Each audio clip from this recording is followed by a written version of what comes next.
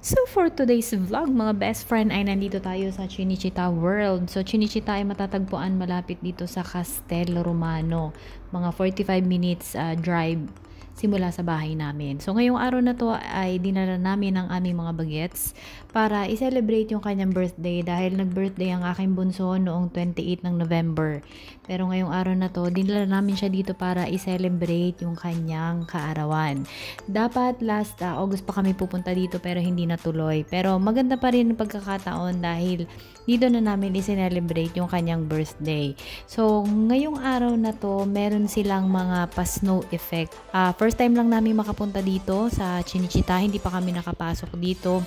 Pero maganda yung experience dahil marami rin mga rides para sa maliliit na bata. So ito sa entrance, ito yung kanilang tinatawag na Cinecittà Street.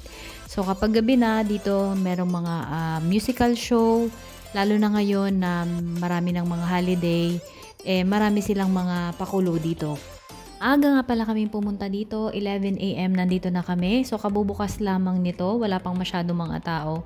Inagahan namin para at least masulit namin yung isang buong maghapon na pag-iikot dito sa Cinecittà. Medyo maliit lang din naman to, kaya siyang ikutin ng kahit na kalahating araw lang. So bawat parko divertimento, iba-iba rin naman yung experience mo.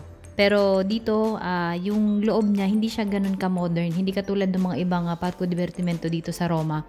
Medyo may pagka-antique yung itsura ng Cinecittà. Pero okay pa rin naman siya dahil enjoy yung mga bagets. Marami kaming sinakyan ng mga rides at marami rin silang napanood na mga show. So kung hindi ka pa nakakapag-ikot dito sa Cinecittà, ayan, samahan mo kaming ikutin itong Cinecittà World.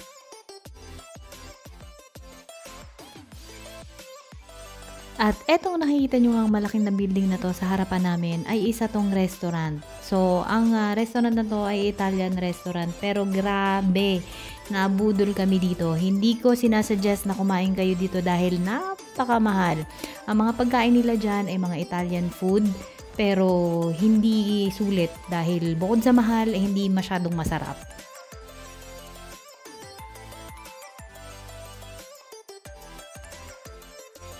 At dahil ito ay araw ng ating bagets, syempre, siya yung may birthday, siya ang may mimili kung saan tayo sasakay sa mga rides ngayong araw na to.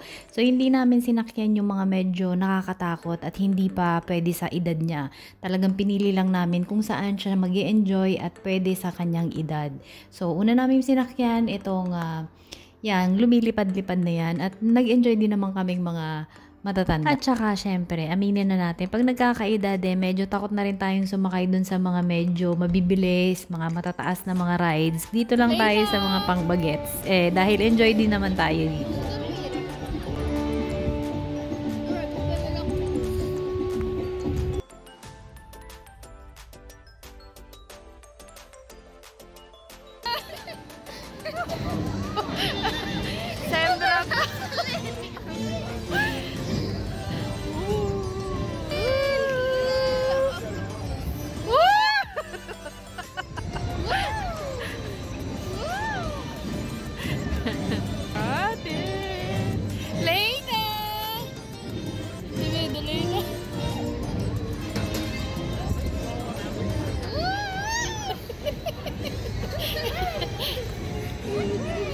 Yung mga rides nga pala dito ay para kang nasa Roman Empire dahil yung mga rides dito ay katulad ng sinabi ko, may pagka-antique siya.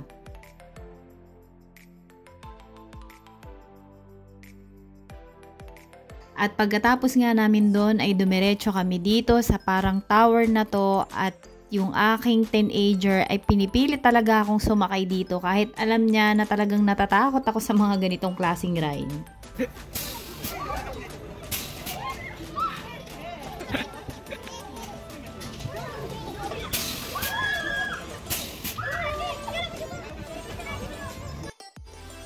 At syempre, hindi pwedeng ako lang ang sumigaw-sigaw, kailangan sumakay rin silang tatlo.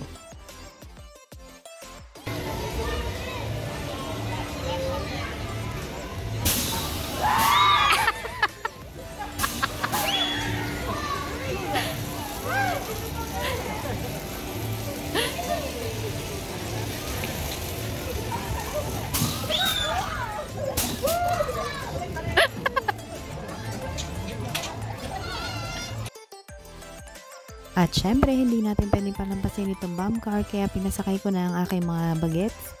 At ayan, enjoy na enjoy nga ang ating birthday girl.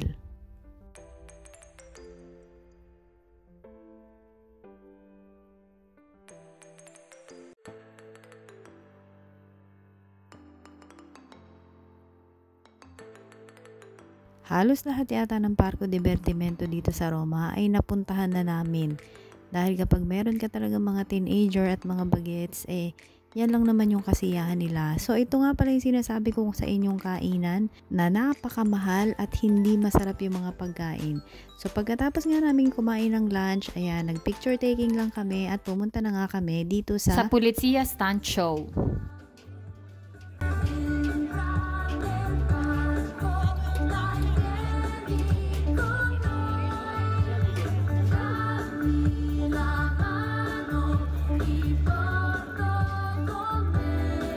At pagkatapos nga nung kanilang show, ay pwede rin kayong sumakay dito sa mga coaching ito.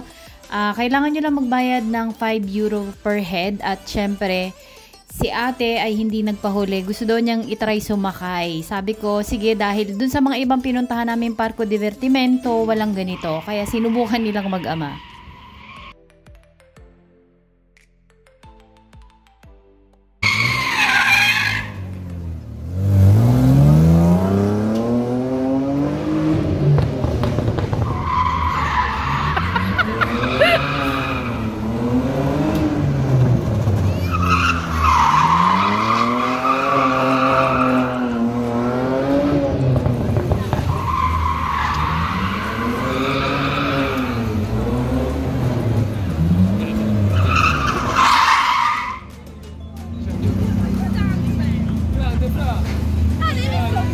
At sabi nga nila ay worth it naman daw yung kanilang pagsakay kahit na nanginginig yung mga tuhod nila.